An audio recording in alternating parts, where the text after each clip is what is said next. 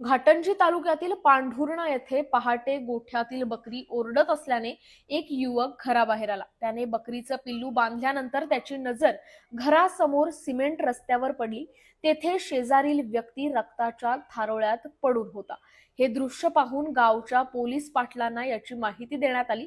अखेर मृताच्या बहिणीला, जावयाला आणि घटनेबाबत सांगण्यात आलं.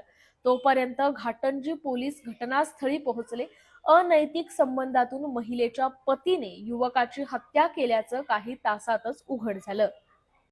ग्राम पांढुर्णा खुर्द या ठिकाणी संदीप सहदेव मळावी हे पहाटे 3:45 वाजता सुमारास त्यांची बकरी ओरडत असल्याने झोपेतून उठले आणि त्यांना दिसले की मृतक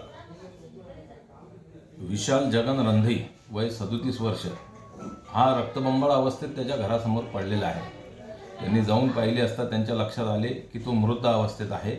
म्हणून त्यांनी ती बातमी पोलीस पाटलांना दिली आणि पोलीस पाटलांनी रामदास नारनवरे नावाच्या मृतकाच्या जावयाला दिली. रामदास नारनवरे सुद्धा त्याच गावात राहतात. त्यांनी येऊन त्या प्रेताची पाहणी केली. त्यानंतर पोलिसांना माहिती देण्यात आली. पोलीस पथके त्या ठिकाणी पोहोचली. पोलिसांनी चौकशी केली.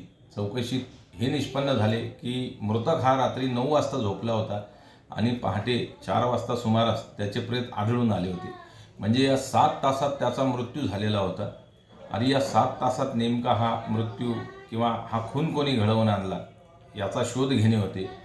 म्हणून मृतकचा मोबाईल जो आहे तो शोधण्यात आला आणि मृतकचा मोबाईल हातात घेऊन त्यामधील कॉल लॉग्स पाहण्यात आले. तर त्यांनी शेवटचा कॉल जो आहे रात्री 8:14 एका स्त्रीला केलेला होता आणि 51 मिनिटे तो त्या स्त्रीसोबत बोललेला होता. मग जे आहे तिथे संशयाची सुई फिरली.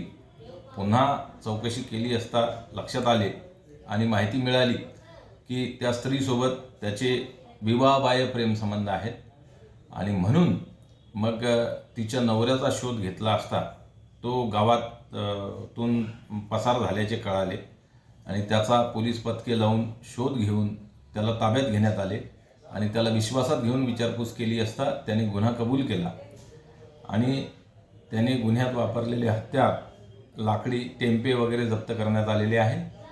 संपूर्ण कारवाई संपलेली आहे.